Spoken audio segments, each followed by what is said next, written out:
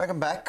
Still no recovery in sight for the market. The Nifty Bank, however, is holding around the 37,500 mark, an important support zone from where it has bounced in the past. But, it's the oil marketing companies which are in focus, and that's primarily because the centre has cleared a total compensation of 22,000 crore rupees towards losses on LPG sales in a reprieve for the companies. Whether this, turns the boat around for them or not, for more details, Sonal joins us. Sonal. Thanks a lot for that. Well, it is a minor positive for all these companies. As you pointed out, it's a one-time grant that has been given to the oil marketing companies from the government to the tune of 22,000 crore rupees. Sources are suggesting that they had asked for 28,000 crore rupees, but they got 22,000 crore rupees as a compensation.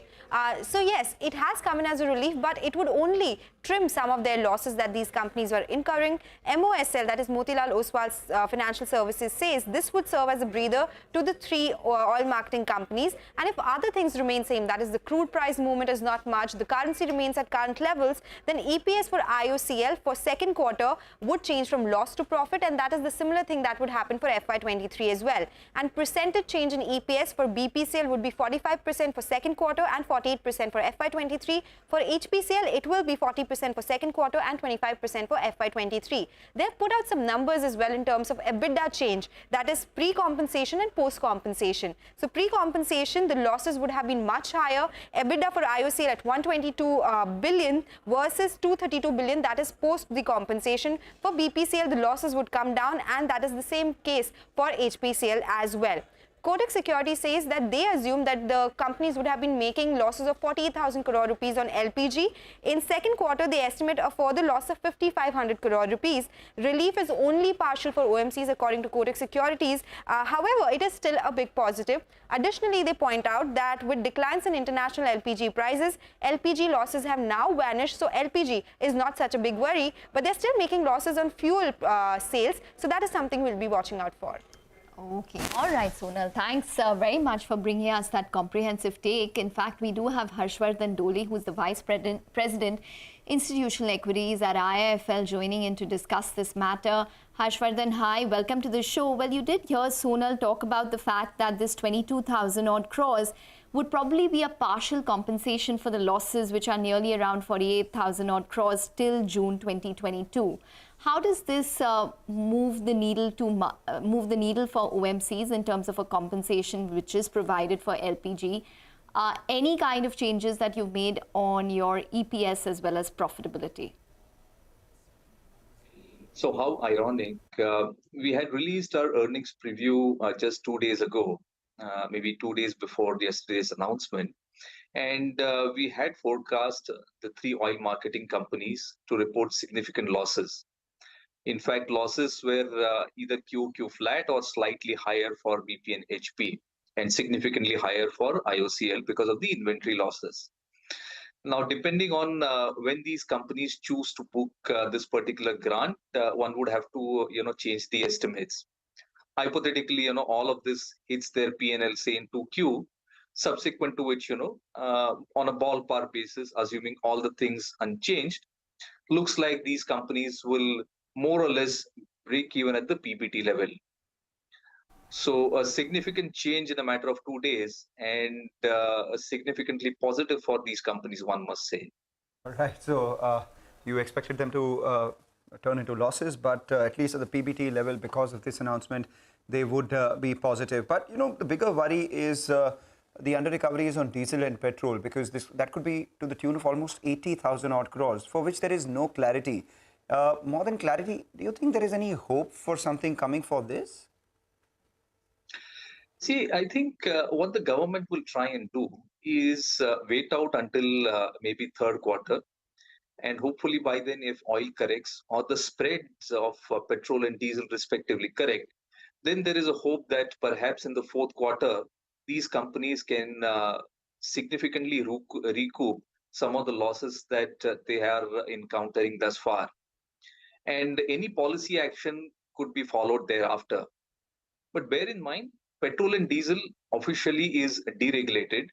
So one must try and dwell and come out with a novel mechanism to compensate for these companies' hardships, which ideally should not have been the case. So even I don't have a straight answer as of now as to what mechanism the government will implement or adopt to alleviate these companies from the hardship that they are encountering while selling petrol and diesel. Well, Harshvardhan, this entire year, 2022, has been extremely difficult to predict when it's come to crude prices. But are you making any kind of estimates into FY23? Do you expect some kind of respite when it comes to crude prices? And what would your under-recovery estimate be for diesel and petrol then? See, thus far, if you were to look at first quarter as well as second quarter, petrol is not that much of an issue. In fact, the way petrol spreads have corrected, these companies are earning surplus margins. In the sense, the margins are in the positive territory. Diesel is a pain point, was a pain point even last year, continues to be pain point now.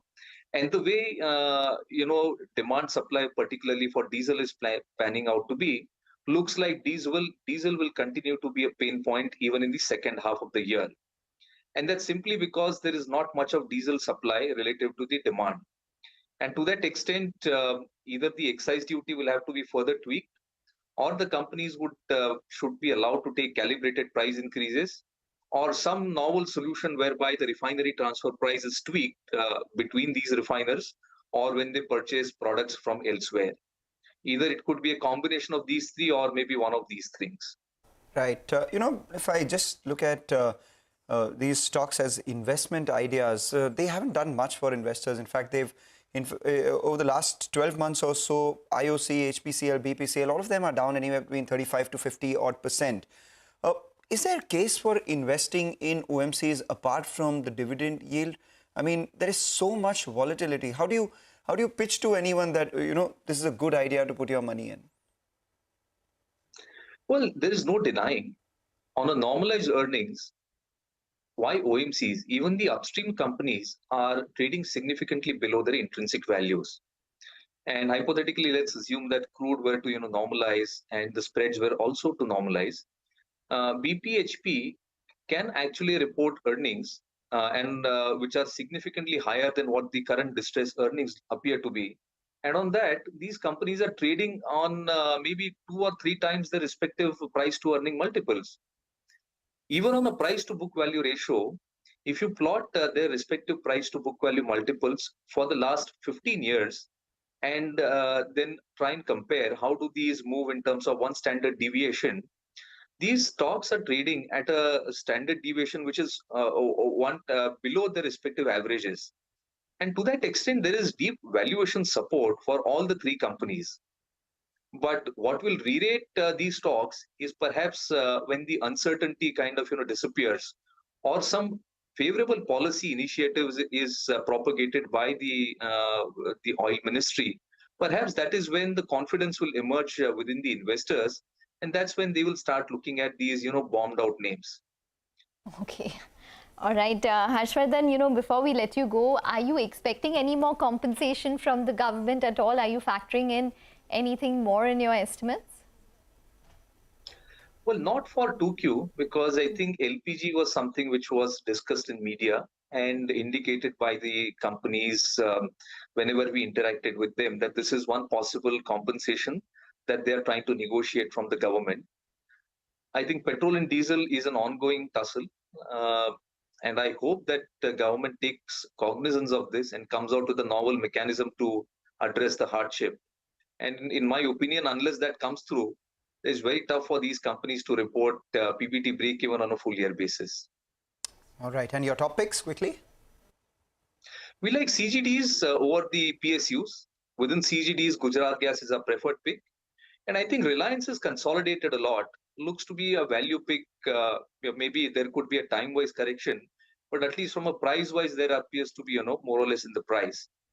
And then within OMCs, I think BP and HP stand out well. Okay, all right, Harsh, we're going to let you go on that note. Thanks very much for joining in and speaking with us and providing your perspective on the entire oil marketing company space.